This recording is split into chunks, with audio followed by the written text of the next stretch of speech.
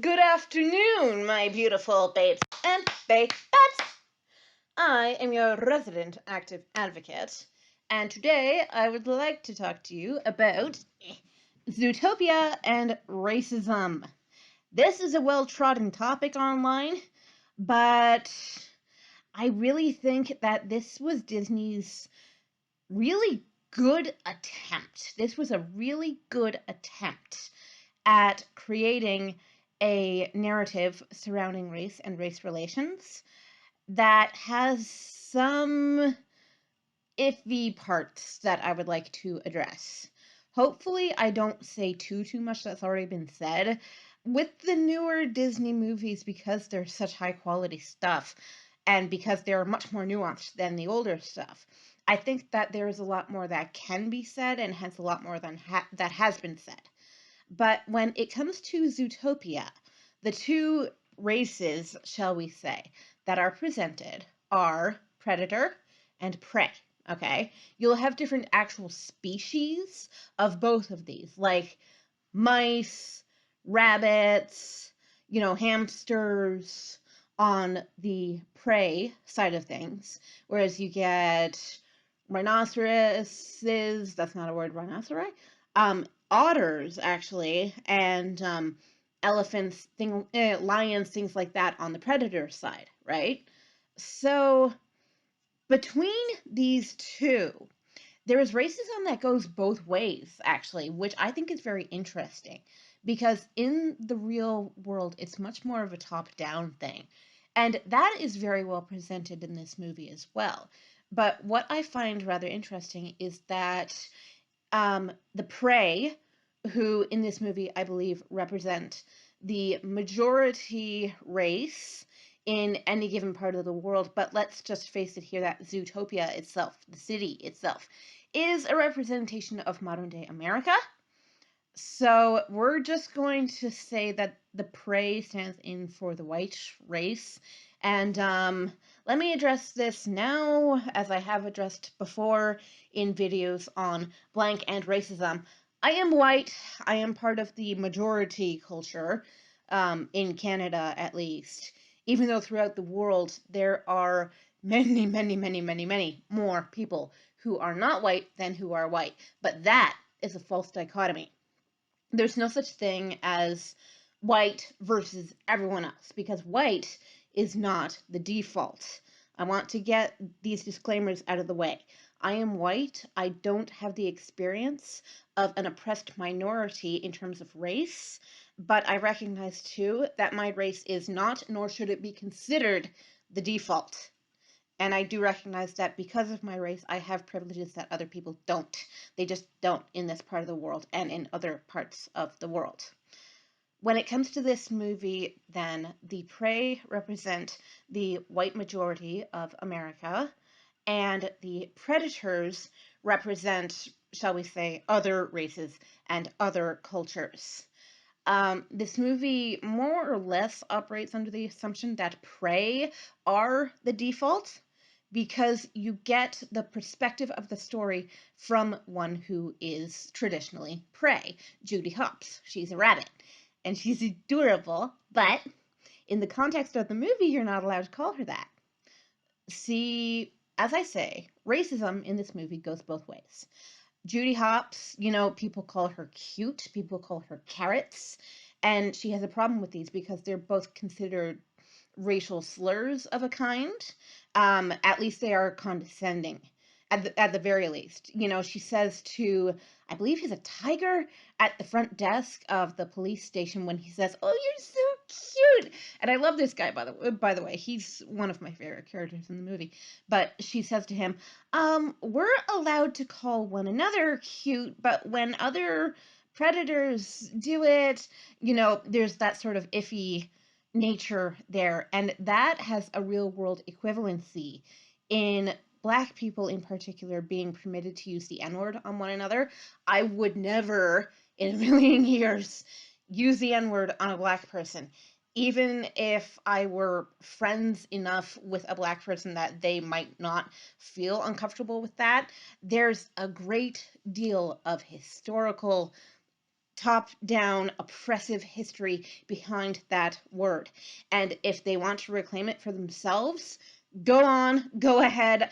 A, I have no say in this. B, I have no stake in this. C, it's your culture, it's your race, do what you want. I'm not going to sit here and inform what you do.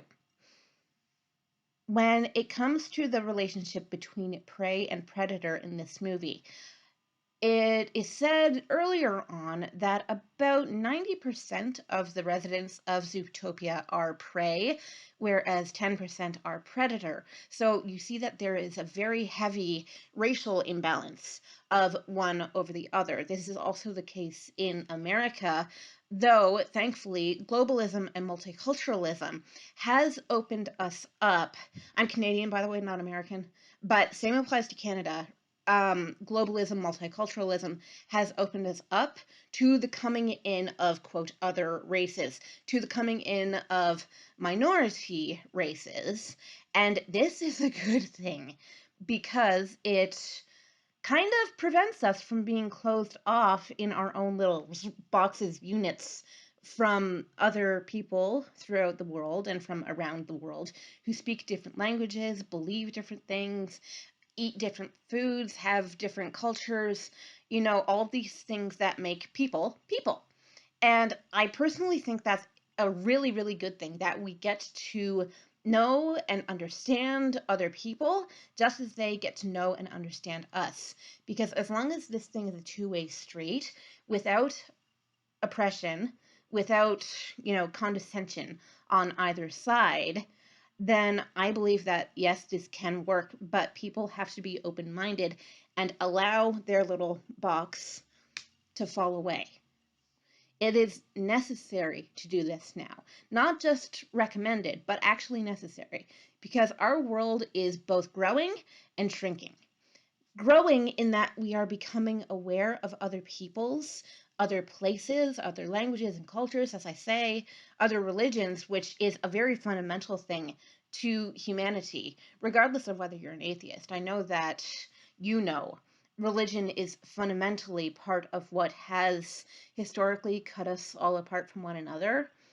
But the fact that globalism is opening things up is a really good thing. But when I say that the world is getting smaller, I refer to the internet specifically. The world is getting bigger in that we are being made aware of more and more things, but the world is also getting smaller in that these other things, these other peoples, these other places are basically at our fingertips. I have a friend in England. She and I have been friends since I want to say 16, and I'm 30 now, so it's been a while, but in real life, without the internet, just on my own, I never would have met her, let alone fostered any kind of solid friendship that's been able to last for the past 14 years. So, globalism, good thing. Internet, very good thing, because we can really strive to educate ourselves on what's actually out there. In the context of Zootopia, however, there's no such thing going on. Judy Hopps is our main character. As I say, she's a bunny, and she is therefore classified as prey, i.e., as the white stand-in in this movie. But her aspiration is to become a police officer, and she is the first rabbit to ever manage to do this. And the first rabbit on this particular force, at least. And everybody else on the force is some large predator animal. It's implied, at least, that this movie would take place either millions of years down the line in our universe or in a completely different universe, because all animals, have evolved to be bipedal, so walk on just 2 feet like humans do. And they have also evolved beyond their predatory versus prey nature. You won't get the wolf eating the rabbit anymore. But when it comes to the police force, the predators who fill the force are portrayed as being rather aggressive and rather anti-Judy. She's the smallest one on the force. No one has any faith in her. she has unflinching faith in herself. And for the first weeks when she's on the force, she's assigned parking duty, go and ticket cars, la di da, right? And it's just the easiest assignment that they could have given her. And really, it's just to get her out of the way. This could be seen as a form of institutional racism, in that people who are other, at least in the context of what they're going into, are going to be marginalized. This is true of the real world as well. And that's why I say globalism is a good thing, because it opens us up to one another and has us surrounded by other different kinds of people. Like, I'm other to everyone else and everyone else is other to me. So I think that that's a very relative term. But when it comes to Judy, she's given the easiest job just to keep her quiet and just to be like, okay, we have our token bunny, and tokenism is a bit of a big deal in the real world. You'll see institutions where they'll have maybe one black person working for them, or one person with a disability working for them, or one woman working for them, so on and so forth down the hierarchy. And you will see people basically at the top saying, okay, we've got our one, we can move on and hire the real employees, shall we say. But Judy does her work very efficiently. And as I say, she is so gung ho to get herself furthered in her career that when a real case comes to her attention, she sort of goes just off the cuff and does it and tries to participate in this case of, I believe it's 14 missing animals, all of whom are predators. All right, so here's where the main plot of the movie really kicks into action. Judy also makes friends, interestingly enough, with a fox named Nick, who is a bit of a hustler. He's a bit of a jerk at the start of the movie, but Judy is also a bit of a jerk at the start of the movie. She just doesn't know it. Nick, at least, is conscious of what he is doing. He says to her at the very beginning of the movie, after he's pulled one over on her, "It's called a hustle, sweetheart." And Judy is not fond of Nick at first, but wants to have faith in him. She's not fond of him because he's a fox, she's a rabbit. She has been raised, and here's where the racial narrative comes in. She has been raised to see foxes as a threat, even though the two species are so evolved as for him not to want to eat her anymore. But her parents are both very paranoid and have raised her to be unconsciously or subconsciously afraid of predators, even though outwardly she doesn't want to be. These are things that are very deeply inculcated in some people, and this speaks to real world racism as well. Things like microaggressions will still happen even when people don't intend them. So, if in this video, by the way, I am insensitive at any point, believe me, please, when I say that I don't want to be, I don't mean to be. It might be a case of the culture in which I was raised, not, however, of the family in which I was raised. I was raised in a very liberal family. We are very open-minded to, quote, other people and other cultures. As I say, the whole word other is very, very relative, because I am other to everyone else. So when it comes to Judy and Nick's relationship, Judy has what her parents gave her, fox repellent, on her person at all times, and thinks that Nick doesn't know about it, but he does. And Judy is able to persuade Nick to help her in the missing animals case because she sees that he's very canny, he's very intelligent, he knows everyone, and he says to her more than once in the movie, "I know everyone." Right? Because he's been around. He's done a lot of different stuff. He's been hustling since he was, I believe he says in the movie, 12 years old. So it's been a while, right? And he's also been evading taxes for just as long. So she ropes him in by saying, "If you help me with this case, maybe I can make that disappear for you there, buddy." Tax evasion is a really big deal. They will actually throw you in jail for this. Not just in America. I think that's a thing throughout the entire world. But Nick begrudgingly joins her quest to find the missing animals, and he is the brains to her passion. She's not stupid, but she's more passionate than she is intelligent. He's more intelligent than he is passionate. Really, he's just doing this to keep his own self safe from the law. And throughout the movie, they get to bond with one another and see one another for individuals rather than as representatives of their respective species, shall we say. And, he conventionally calls her Stupid Bunny. He conventionally calls her Stupid Bunny. She conventionally calls him Sly Fox. These are two stereotypes in their respective species. And by the end of the movie, these narratives for them have been reversed. He does stupid stuff, and she calls him Stupid Fox, and she does intelligent stuff, and he calls her Sly Bunny. Sly also implies sneaky, and that's the reputation even in the real world that foxes have because of various fables in which they have appeared. Like, think of oh, the fox and the stork, that kind of thing. If you know that story, it's a children's story. I think it's Aesop's fables.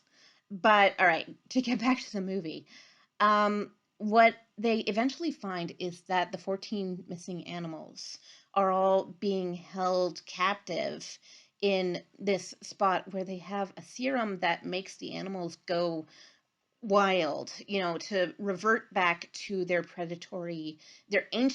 now ancient predatory nature, and to start hunting other animals again. And they need to figure out what is in this serum, what is causing these animals to go rabid again. And Judy is not exactly certain of the science behind what is going on, and she lets Nick down hard because they find the missing animals and they bring them to the hospital to be rehabilitated. But at the same time, the public is very concerned about what made these animals go rabid in the first place. And she says, because she doesn't have all the medical information here, she jumps to a conclusion that will just make the public shut up and says, we believe it may have something to do with biology. That is also part of a real world narrative. This is a very, very sensitive topic, okay? I don't want to misrepresent anything here. But when it comes to non-white races, there are sometimes very, very negative reputations in regards to their behavior. In the real world, Asians used to be believed to be sneaky or conniving. Black people tend, even now, in certain parts of the world, to be believed to be more than the average of violent, all this terrible stuff that, like, I flat out do not agree with this.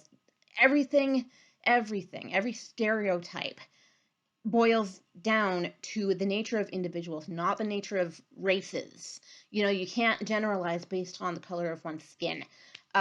Just as in this movie, you can't generalize based on one's nature of prey versus predator.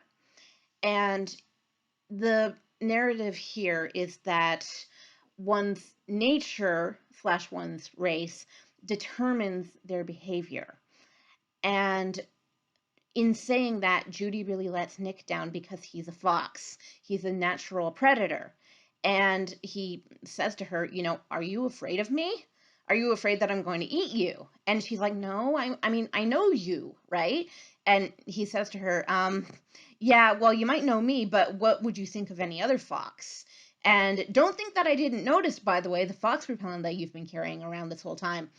So he goes off and abandons the quest, even though by this point, yes, he is emotionally and mentally invested in this thing, because he's just as curious as she is of what's really going on. And I think that once again, Disney presents a bit of a too quick turnaround. But what happens is that Judy's old neighbors, who were also foxes, and one of whom used to bully her, not try to eat her, but just bully her when she was a child, He figured out that what's been in this serum, Judy had found out that whatever it was called a night howler, and she and Nick had thought that they were wolves. It was like the howling of a wolf that had been making the other animals go rabid. But what the fox figures out when she goes home, basically in disgrace and just to hide her head, because she's so ashamed of her behavior and how she treated Nick through her implicit racism, this other fox, I believe his name is Gideon, says to her, night howlers, those are flowers. He's a horticulturalist. And she's like, wait, what? Right? And she goes back and tells Nick, this is what's been making the animals go rabid. They've been brainwashed or drugged with this serum that contains these flowers that make animals, any animal, by the way, not just predatory animals, but prey animals as well, go rabid. It makes them go kind of loopy and want to break things and tear things up. And he doesn't listen to her. At least initially, it seems like he's not listening to her. So he walks away and she goes after him and says, I know I don't deserve your forgiveness. I know that you won't forgive me and you don't have to forgive me because I was a horrible friend and I am just a dumb bunny.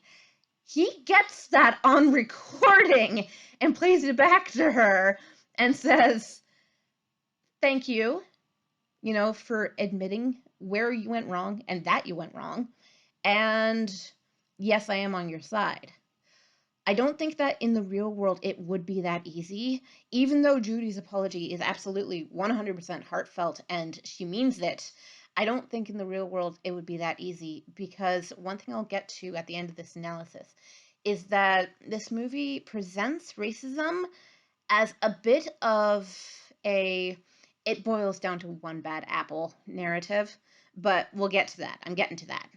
So they figure out what it is that's making the animals go rabid, and they give the information over to the doctors who have been looking after the 14 missing animals, and they figure out how to create an antidote to the serum that had been making the animals go off the rails.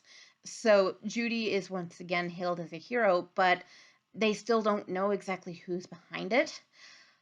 One dynamic in this movie I have not yet addressed is that of the mayor and his assistant. The mayor is a lion. His assistant is a sheep. Okay?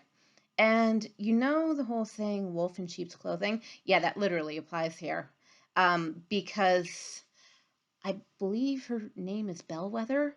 The sheep assistant, and I'm sorry I hadn't addressed her before, she had been the one responsible actually for getting Judy on the force to begin with, because she's a sheep, she's prey. She wanted there to be a place for the little guy in the big guy's world, right? But unfortunately, the narrative of it was just one bad apple applies especially to Bellwether, because she's the one behind the serum that's making all of the predatory animals go off their rockers. And the reason why she did this was to keep prey in power.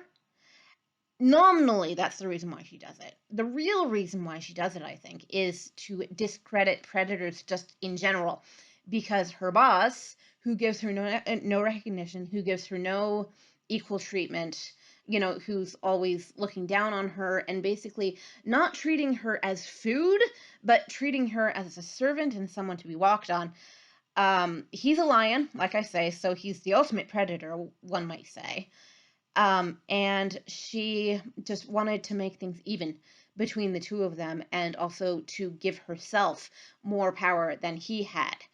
When the mayor initially found out about what was going on with the 14 missing animals, all of whom, as I said, were predatory animals, he had no explanation. And when he refused to really deal with the situation, which was beyond his control, he was deposed from his position and Bellwether took over. So the narrative here, I think, skips a beat in that it portrays the whole problem of actual systemic institutional racism as being the fault of just one person, just one bad apple who strove for more than they actually deserved. In Bellwether's case, she's not the nicest person in the world. Even from the beginning of the movie, she's portrayed as being rather condescending and shallow, even to Judy, and she said that she had liked Judy and wanted to see her succeed, which was why she helped her get on the force. I don't necessarily mean through nepotism, but more through affirmative action. That applies to the real world as well. People with, lower positions on the hierarchy pyramid will sometimes need the help of people who are higher up than they are in order to get any kind of position of merit. I don't like the fact that that exists. One should be permitted to get a job of their choice based on their actual intellect, based on their actual merit, rather than having to rely on someone else to put in a good word for them. One always needs references, yes, but that applies to literally everybody. And it shouldn't have to boil down to a case of, I want this person to have this job because they're my friend and I think that they deserve it and they need a leg up, they need a handout, that kind of thing. I don't think that the real world should operate that way because we all have individual merit. I am quite the individualist, actually, when it comes down to that kind of thing. But Bellwether's whole idea is to get herself power through creating a different kind of dynamic between the prey and the predators. The prey already hold basically all of the systemic power in that they are the racial majority in this city, i.e., in America. Okay, like I say, Zootopia is an equivalency for America. But what she wants is her own individual power. She's not really interested in the power of other prey. She's just interested in her own power. And that, I think, is where the movie, like I say, misses a step because it just boils it down to it's one bad apple behind all of this. And no one else has to feel guilty about their emotions towards other species, i.e., other races. No one else is responsible for what happened. No one else is responsible for the narrative that continues to be written about other species, i.e., people. And that applies to the real world too. We all want a villain to chase, to some extent at least. It's like I can only be on top if someone else is on the bottom. I can only be good if someone else is bad. We sort of understand and construct the world through this whole idea of dichotomy and of white versus black, and white had better win. If black wins, everything will be terrible. Us versus them, and us had better win. If them wins, everything's going to be terrible. Luddy-do. Dichotomy. And that doesn't actually work in the real world because, as I keep saying, we are them to everyone else, and they are we to themselves. It's all relative. And this might be a very postmodern approach to take because I am somewhat of a relativist, at least when it comes to social issues. But I do believe that there should be hard and fast rules, like you will not use the N word on a black person if you are not a black person, that kind of thing.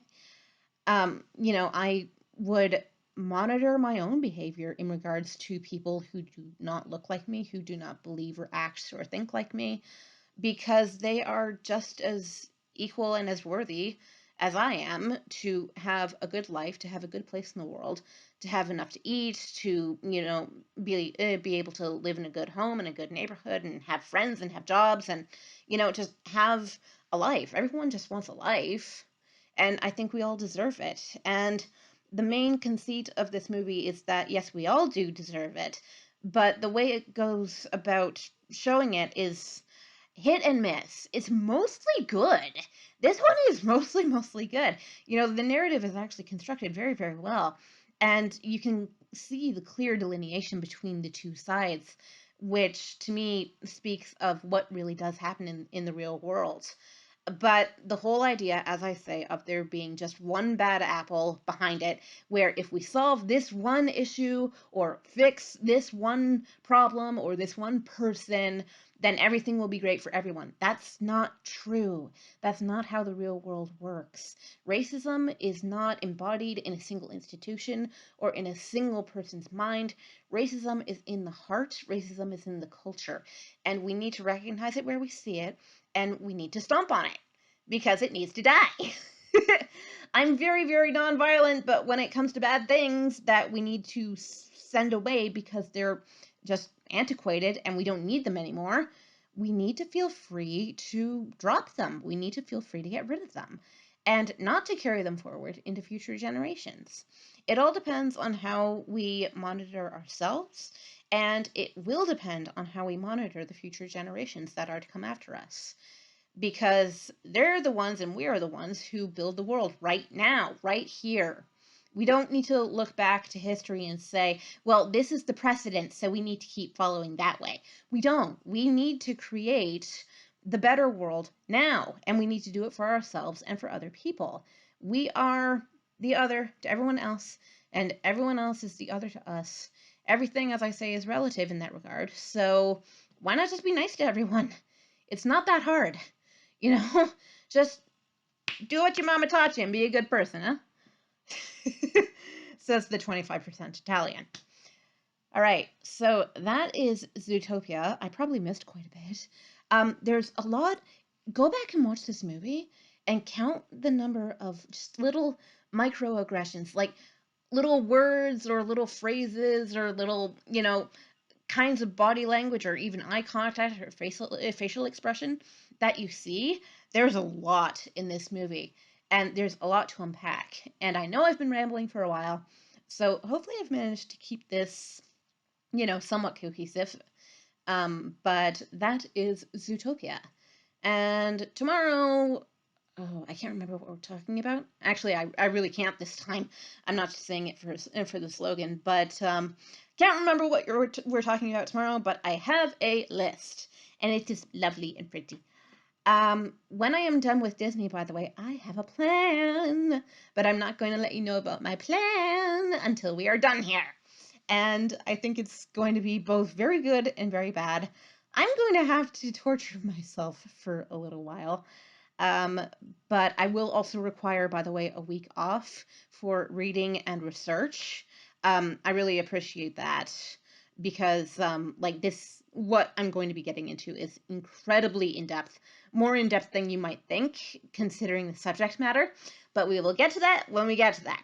All right, so have a lovely, wonderful afternoon, and I will talk to y'all tomorrow. Mwah!